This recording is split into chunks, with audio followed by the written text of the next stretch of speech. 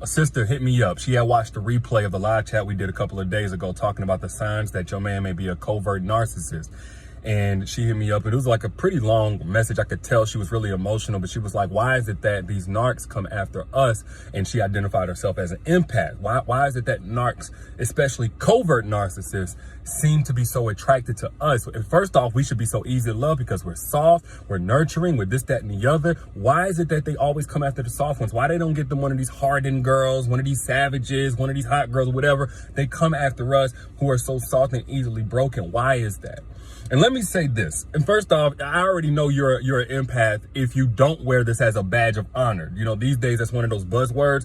But those of you guys who are empaths, and I used to identify one, but really I just didn't have proper boundaries set up to protect myself. But those of you who are truly empaths, you know how it is, like loving on people and they don't reciprocate that love, being there for people and they ain't there for you.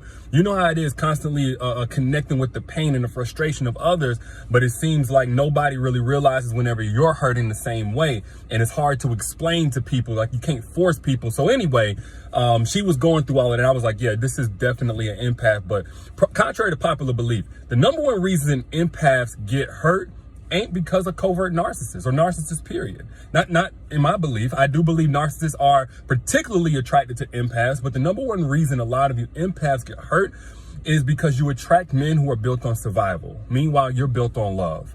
So what's love for you is just survival for him. You may be trying to speak his love language. Again, you'll sacrifice your time, your energy, your body, many times to your own detriment. You'll do anything for him. You'll be that helping hand. You'll be that shoulder to lean on for him. But when he's doing these things for you and you're connecting with them, it's strictly survival for him because he put you in a hole in his heart. He put you in some brokenness and you weren't designed to fit there. You didn't belong there. That was for his mom or dad, his therapist, somebody else to fix. That was really for him to go inside and fix before he met you. But you're so gripped by those hard knock life stories and all of that because of the nurturing you, because you're an empath, and especially if you've ever been abandoned. Those of y'all who have been abandoned, you empaths and just people in general who have been abandoned, you know how it feels to be left alone in your misery, in your hurt, you know, dealing with a hurt or a brokenness that you didn't cause, but it's your responsibility to fix it. So you crying yourself to sleep at night, you know, you reaching out for a helping hand and ain't no helping hands there reaching out back to you, but everybody needs something and they call you imploding on the inside and everybody think that you're doing fine because you're the strong friend. The empaths, put I down in the chat if you know what I'm talking about. Well, this is part of the reason why you'll connect with a man who expresses kind of the same thing. And he's gone through this and gone through that. And he may have legitimately done it. Like, I'm not saying this guy's always malicious and malevolent. That's why I'm like, this ain't the covert narcissist. This is a guy who's really just motivated by his unhealed wounds. And these are the same guys. This is how you know if you dealt with this type of guy in a relationship. If he only changes his ways, if he only adjusts his behavior, if he only makes you a priority whenever you threaten to leave, you've likely been dealing with this guy who's built on survival. Because his whole motivation for being with you in the beginning was his abandonment wounds. It wasn't love. It wasn't love. So because his abandonment wound was his motivator, that's the language that he speaks in a relationship. Whenever you threaten that abandonment. So he's put you in the place of his mom or his dad, whoever it is, his caretaker that abandoned him, right? And now that you're in that place, that's the only thing that matters. His whole life has been built around how do I prevent that type of trauma from repeating itself? Because he has not gone to a therapist and he has not gotten the healing that he needs to get. But if you dealt with a guy and the only way that he really listens to you is when you 1 foot out the door and all of that, that guy's likely built on survival. And this is why, and this is why it's so dangerous though, because this type of guy will legitimately be remorseful and hurt and in pain. Again, changed behavior from top to bottom, a whole new man whenever you leave. And as an empath, you're going to connect with that true pain. So it gets really tough to like decide like, okay, is he faking? Well, he's not faking, but why I got to get all the way basically out the door before he starts to act right? And as an empath, you're going to struggle to pull away from this man because the tears are real, because the remorse is real, because the regret is real, because the changed behavior is evident, right? But then you notice that it always returns back to what it was after you forgive him and then you come back in. Now, this could be a malicious attempt by a covert narc to keep playing with you and send you on this roller coaster and push, pull, hot, cold you and all of that kind of stuff. I'm letting you know that there's another group of men out here who aren't trying to, like, they're not consciously malicious in their intent, but they're no more deserving of your love than a covert narcissist, because they can cause the same damage and brokenness. They're just causing the brokenness instead of from narcissism. They're causing the brokenness from a place of being broken, in which the narc is as well. But it's not like the narc who's just consumed with themselves and all that kind of stuff. It's the guy who literally, he is consumed with himself, but he's consumed with his pain at a subconscious level. And you represent the antidote. You represent what he sorely needs. The problem is you're not supposed to be the source of that.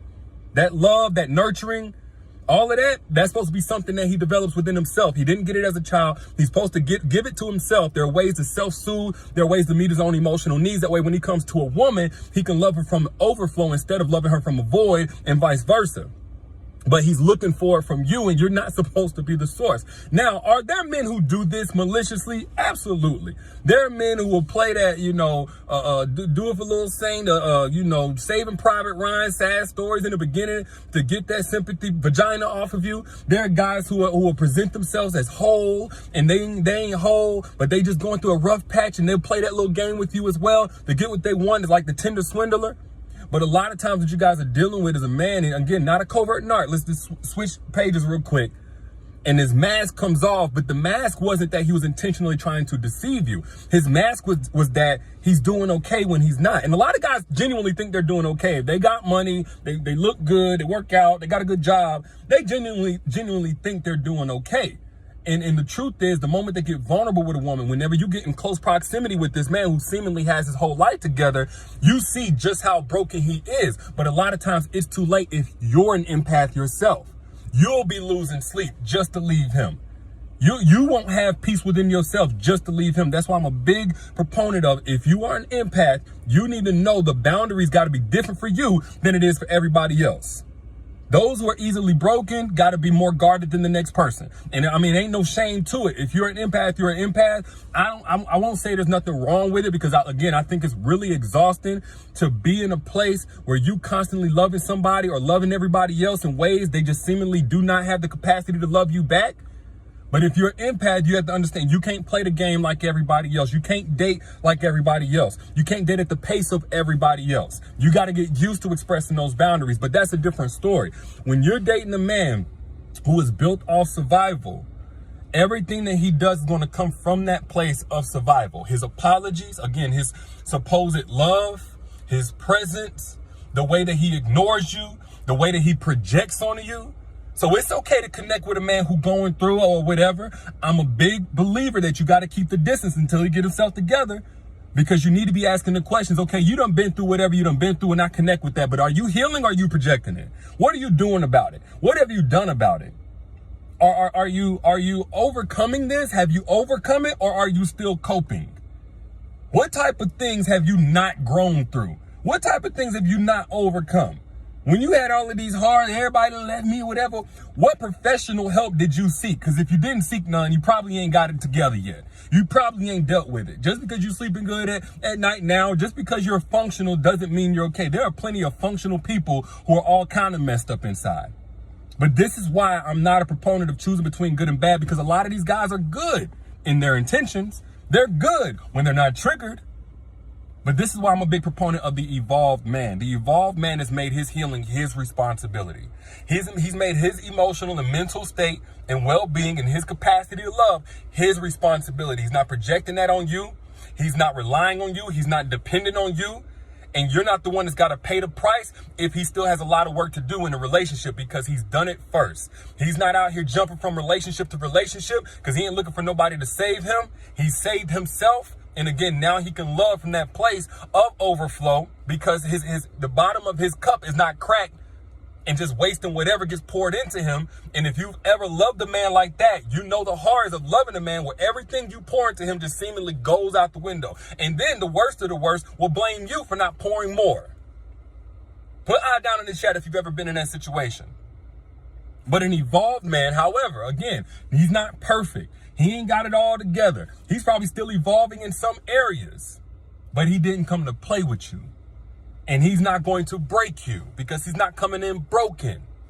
And he takes accountability for the ways that he's not loving you right before you 1 foot out the door, before you already on your way and you threatening to leave and you packing up your bags and all of that kind of stuff. You ain't got to keep turning your heart on and off like a light switch with an evolved man. Now, if you're wondering how to attract an evolved man, if you feel like you already evolved, you're prepared, you've been ready, you wife material, all of that, but you cannot find anybody that's on your level, the people you keep coming across are just disappointing to you, click the link that's pinned right here in this comment. Click the link, get access to that. That's a free masterclass that I did over an hour. It's breaking down step by step how to attract truly evolved men from the inside out. Not the 6'5" dude making 8 figures or nothing like that. If that's what you're looking for, you ain't gonna find it. But a man who knows how to protect your heart because he's made his own hole, click the link if that's what you want. And I gave those steps absolutely free. Ain't gotta pay me nothing. The link is also in the caption whenever you back out, but it's pinned right here in this comment. But back to what I was saying, those of you who are empaths, you have to understand you're nurturing quality, you're nurturing nature, your soul.